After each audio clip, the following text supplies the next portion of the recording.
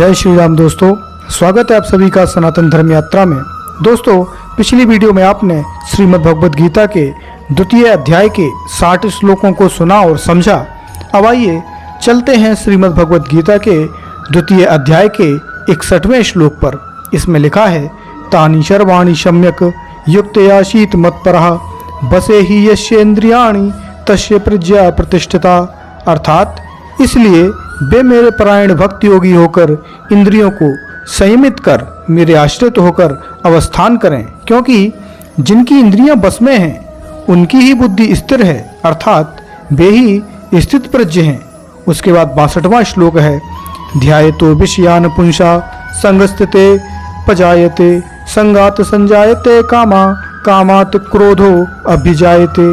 अर्थात शब्दादि विषयों का निरंतर चिंतन करने से उन विषयों में चिंतनकारी पुरुष की आसक्ति उत्पन्न हो जाती है। आसक्ति से काम एवं काम से क्रोध की उत्पत्ति होती है।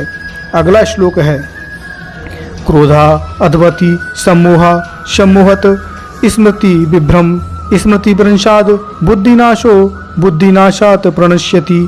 अर्थात क्रोध से सम्मोह, सम्मोह से स्मृति का नाश अर्थात शास्त्र के उपदेशों को भूल जाना, स्मृति नाश होने से बुद्धि का नाश और बुद्धि नाश होने से सर्वनाश होता है, अतः वह पुनः भवसागर में पतित हो जाता है। उसके बाद 64वां श्लोक है, राग द्वेष विमुक्तस्तु विषयानिंद्रियश्चरन् आत्मवश्य विन्द्यात्मा प्रसाद मगध गच्छति। अर्थात किंतु संयमित पुरुष राग द्वेष से रहित होकर अपने बस में की हुई इंद्रियों के द्वारा यथा योग्य विषयों को भोगने पर भी प्रसन्नता प्राप्त करते हैं। उसके बाद अगला 65वां श्लोक है, प्रसादे सर्व दुखानाम हानिरस्य पजायते प्रसन्नचेत सोराशु बुद्धि परिवतिष्ठते।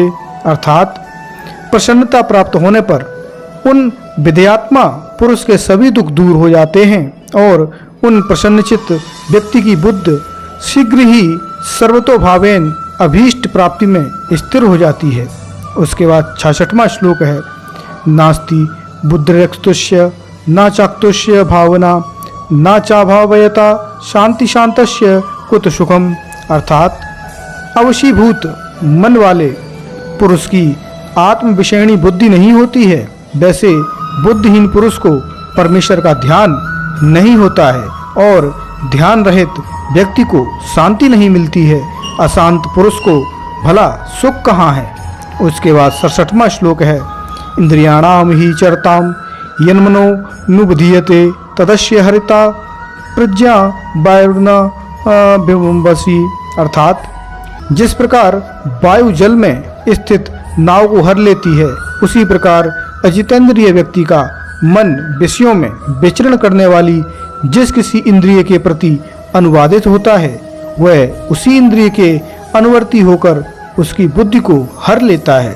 उसके बाद 68वां श्लोक है, तस्माद् यस्य महाबाहो निगृहीतानि सर्वसा इंद्रियाणि इंद्रियार्थ वस्तव्य प्रज्ञा प्रतिष्ठिता। अर्थात अतएव हे महाबाहो, जिनकी इंद्रियां इंद्रिय ग्रह विषयों में सभी प्रकार से निग्रहित हैं, उनकी बुद्धि स्थिर है, अर्थात वे स्थित प्रज्ञ हैं।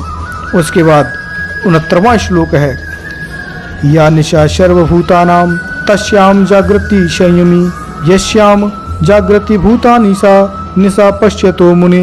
अर्थात जो आत्म विषयणी बुद्धि जड़ मुग्ध सर्वसाधारण जीवों के लिए रात्रि के समान है, स्थित प्रज्ञ व्यक्ति उसमें जागृत रहते हैं, और जिस विषय प्रवणा बुद्धि में साधारण जीव जागृत रहते हैं, तत्वदर्शी मुनि के लिए वही रात्रि के समान है, अर्थात वे निर्लिप्त भाव से यथा योग्य विषय स्वीकार करते हैं।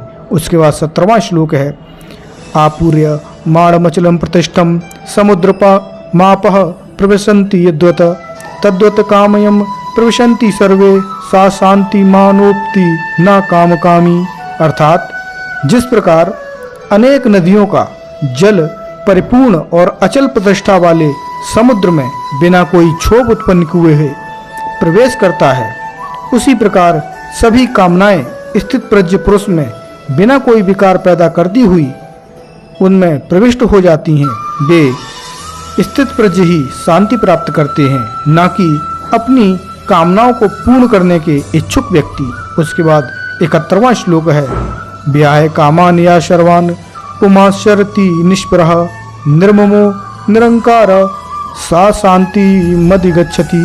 अर्थात जो पुरुष सभी कामनाओं का परित्याग करते हुए स्पृह शून्य, अहंकार रहित और ममता शून्य होकर विचरण करते हैं, वे शांति प्राप्त करते हैं। उसके बाद 72वां श्लोक है, ऐसा ब्राह्मी स्थिति पार्थ नैनाम प्राप्य विमुति स्थित्वा श्याममंतो काले अपि ब्रह्म निर्वाण मृच्छति।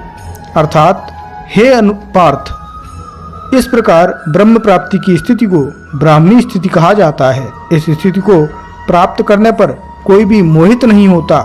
मृत्यु काल में क्षण मात्र भी इस स्थित होने पर ब्रह्म निर्माण प्राप्त होता है। तो दोस्तों, यहाँ पर श्रीमद् भगवद गीता का 2वां अध्याय समाप्त हो जाता है। तो बोलिए जय श्री राधे। तो दोस्तों, अभी तक आपको क्या समझ में आया, कृपया कमेंट बॉक्स में बताइए। बने रहिए सनातन धर्म यात्रा के साथ और लेते रहिए रोचक एवं धार्मिक जानकारियां प्रमाणों के साथ। धन्यवाद। जय श्री राम।